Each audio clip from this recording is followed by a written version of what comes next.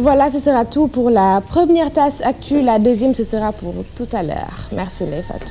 La tasse actu donc bien consommée et digérée par les téléspectateurs de la télévision Futurs Médias ñi seetaan Yeewu Leen dañuy jàll nag ci lan. météo keps parce que tey puisque fête de la musique la xam naa ni dina ci bari jeunes yu bari yoo xam ne ci mbedd bi la ñuy passer journée bi ak sax guddi gi pour essayer célébrer événement bi nga xam ne moo am. balaa ngeen di génn nag Dieynaba Seydou Ba wax leen juste boo leen génnee mbedd bi naka lay mel ak la météo.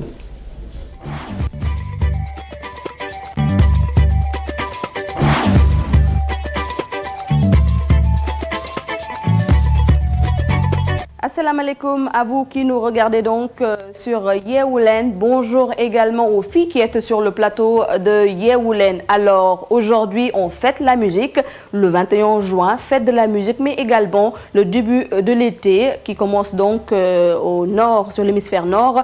Le début de l'été, ce sera donc aujourd'hui le jour le plus long de l'année. Alors, des programmes musicaux sont prévus un peu partout au Sénégal et ce sont des programmes en plein air. Mais rassurez-vous, il y aura du soleil un peu partout au Sénégal, comme le montre donc la carte du jour. Le soleil est bien présent donc au nord du pays, à l'est, à l'ouest, mais également au sud, à l'exception bien entendu du sud-est, de l'extrême sud-est où la météo donc prévoit des risques d'averses pluvieux orageuses sur la région de Kédougou. Mais par cela, donc, il y aura du soleil, plein de soleil aujourd'hui pour fêter la musique. Donc, ne vous en faites pas. Il y aura donc du soleil un peu partout, à l'exception donc de l'extrême sud-est sur la région de Kédougou, où la météo donc prévoit de faibles pluies. Il y aura un ciel voilé au petit matin, mais rien donc d'alarmant. Il ne va pas pleuvoir. Alors, parlons des températures au petit matin. Nous aurons toujours cette maximale sur Podor qui enregistre donc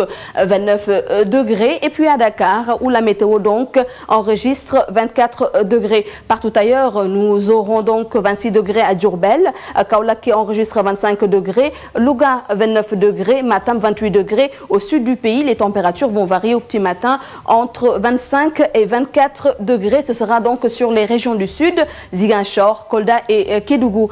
Et dans l'après-midi, donc, il y aura donc la canicule. La canicule sera présente et surtout au nord du pays, Podor qui enregistre toujours la maximale avec donc 42 degrés à Podor donc qui enregistre 42 degrés, Matam 41 degrés et toujours cette minimale à Dakar où la météo donc prévoit dans l'après-midi à partir de 15h une température de 27 degrés et puis 40 degrés à Louga, Diourbel 39 degrés, Kaolack 39 degrés également. Au sud du pays, les températures vont varier entre 37, 36 et donc 37 degrés. Donc les températures au sud du pays, 36, 37 et 36 degrés sur les régions donc de Kédougou, Ziguinchor et puis Kolda. Alors parlons de la mer pour vous les marins et marins pêcheurs. Retenez que la mer sera agitée, elle est toujours agitée d'ailleurs sur l'axe Dakar-Saint-Louis.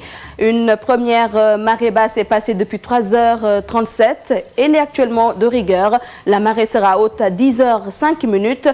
Une autre marée basse est prévue à partir de 16h16. Une autre marée haute à partir de 22h19. Le soleil, lui, va se relever à 6h41. Son coucher est prévu aujourd'hui à 19h43. Voilà en gros ce qu'on peut retenir de la météo aujourd'hui. Mbokk yi li ñu mën a jàpp mooy ba léegi tàngaay bi mën ngay wéy di gën di wéy kon ci bët gànnaaru réew mi rawatina nag ci ay diwaan yu ci mel ni Podor ak Matam foofu nag ñoom ñoo jël raw gàddu gi taw yi nag ci ay diwaan ci mel ni Kédougou rek la ko météo fesal ne foofee lay am loolu nañu mën a jàpp kon ci xibaaru météo tey jii di leen jaajëfal di leen wax nag bonne fête de musique à tous.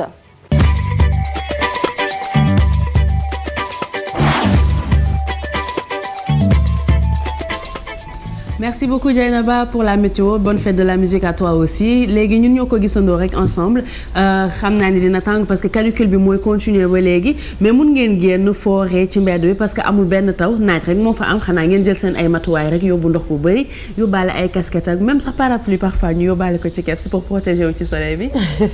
am na solo kon yi nga xamante ne Dieynaba Seydou Ba da koy indi suba teel bu nekk ku ci nekk di mën a natt température bi comme ni nga ko waxee xamuñu dafay tawam lu muy def wante tey ji leeral na tàngaay bi métti na torop. métti na démb la commencé te mi ngi continuer. waaw day continuer dëgg la Marie Christine yëg nga tàngaay bi. gisoo ma nii tàng na torop nag fan yi Astou mais bon tàng na rawatina nag si ñun ñi nga xam ne li ñu dëpp suñu bopp yi rek boo ko booleeg tàngaay bi moom jàmm doo ko am journée bi mais yàlla baax na yàlla xet doole. man moom je souffre. nee na man moom je souffre ay maintenant nag ñu jàll ci li nga xamante ne mooy la une des journaux ak Astou. Comme d'habitude, démarrons par l'Observateur qui revient à sa une sur l'arrestation musclée de l'ancien Premier ministre cueilli par la BIP à Kolda. Ousmane Ngom tombe en syncope à la gendarmerie. Il a été interné pendant 1 heure à l'infirmerie de la caserne Samba Diéry Diallo. L'Obs qui revient aussi sur le film de son interpellation à la chambre 25 de l'hôtel Robé. Poursuivi pour outrage à magistrat, il est gardé à vue et risque l'emprisonnement dès aujourd'hui. Balla Gaye et Eumeu Sène, c'est pas le parfait amour. Le fils de Double Less s'en prend à Eumeu Sène. C'est à la sous-tribune de l'Observateur. Balla Gaye qui annonce s'il ose mettre les pieds à New York, 3 points de suspension pour la suite. Achetez l'Observateur et vous comprendrez. On parle aussi de la communauté layène qui célèbre le grand jour. 10 heures, l'appel du Mahdi. Peut-être parlons toujours religion avec cette interview exclusive de l'épouse du guide des Thiantakoun. C'est sur le bandeau de l'Observateur. Sokhna Bator Thiam déclare: c'est dur de savoir mon mari Cheikh Béthio en prison, mais quand même elle dit: mon mari a vu venir l'événement de Madinatoul Salam. C'est une cabale politique. Pour plus de détails, achetez l'Observateur.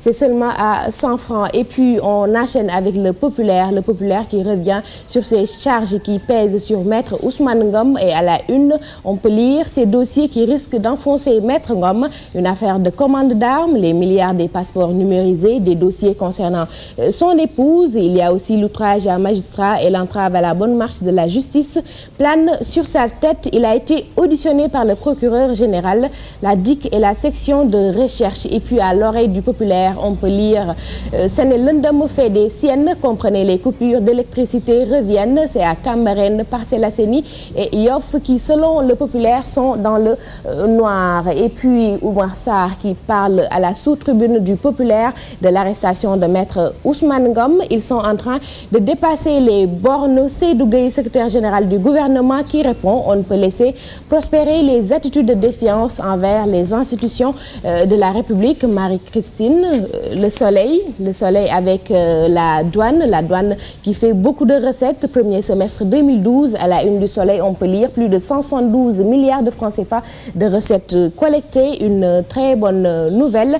Et puis le Soleil aussi qui nous parle de cette manifestation religieuse à Cambérène dans la ferveur. On peut lire ça à l'oreille du Soleil. C'est le 32e appel de Seydina Limamou Laye. Et puis santé, le professeur Mboup dévoile un programme d'accès gratuit aux soins. Sûrement les góorgóorlu sénégalais seront contents de cette très bonne nouvelle.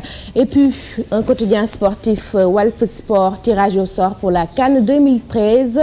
Le coup de pouce qui peut aider les Lions, on verra bien ce que ça va donner. On retrouve encore Balla Gaye 2 à l'oreille de Walf Sport. Mon combat contre Eumeu Sène aura lieu quand je le voudrais. Et puis on termine avec Stade qui nous parle de l'Euro 2012, quart de finale contre le Portugal ce jeudi. La République tchèque et l'équation Ronaldo, sinon sûrement la question qui revient, c'est comment contourner cette équation Ronaldo. Et puis terminons avec El Hadji Diouf qui se prononce sur cet Euro 2012. La République tchèque va battre largement le Portugal. On verra bien si El Hadji Diouf va réussir son pari cet après-midi. Ndeye Fatou, ce sera tout pour la une des journaux. La une des journaux, li ñu ci war a mën a retenir lan nga ci gën a retenir. man bu ñu waxee Ronaldo rek li ci des yëpp du ma ko déggati. li ñu des yëpp dama koy fàtte bu leen koy wax waay. En tout cas recette douane bi moom retenir naa ko.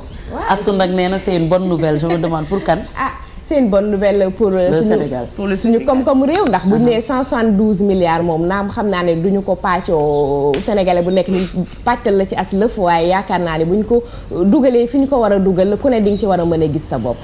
ku ne di nga ci war a mën a gis sa bopp yéen a ngi seetaan Yeewu Leen ci télévision Futur Média li nga xamante ne moom moo leen di gunge accompagner leen seen journée mën a neex te tey jii nag dafa am connotation boo xamante ne c'est assez particulier ndax dañuy célébrer li nga xam ne nee nañ ça adoucit les mœurs muy la musique laataa loolu dañuy dem nag daal di xooli ki nga xam ne mooy Mamy Soleil mu andi benn gëstu ci benn signe boo xamante ne mooy taureau dellu si waat ci plateau Yeewu Leen.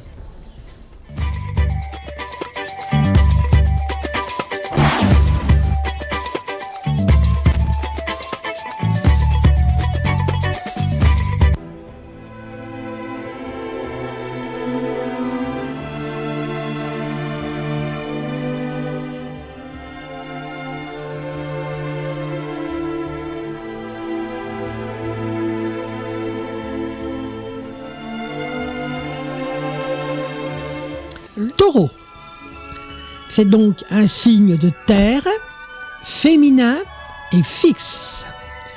Son jour est le vendredi. Sa couleur est le vert, le bleu ciel, le rose et le pastel. Son métal est le cuivre.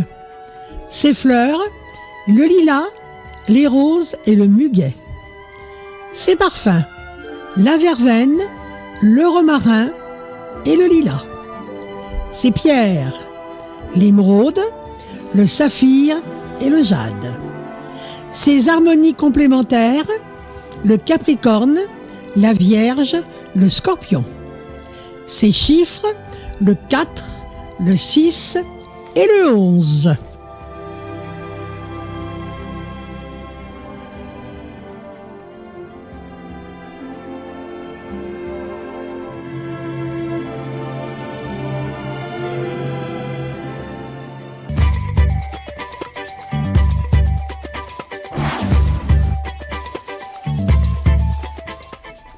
mu nekkoon nag horoscope ak Mamy Soleil fekk fii kenn du fi taureau j'espère.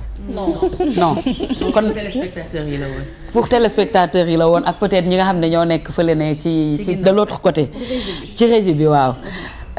dañuy def nag santé nee naa leen wérgu yaram dafa am solo lool ba tax na soxna Ngoné Ngom moom mooy spécialiste su li nga xamante ne moom moo di santé ci fii ci kër gi tey jii nag dañuy waxtaanee wàllu plante médicinale Bijou. dëgg la képp sa plante médicinale parce que dëgg la sax bëri na ci ñun ñoo xamante ne ci médecin la ñuy dem jëlee ay médicaments mais ba léegi faju olof bi dafa des Sénégal.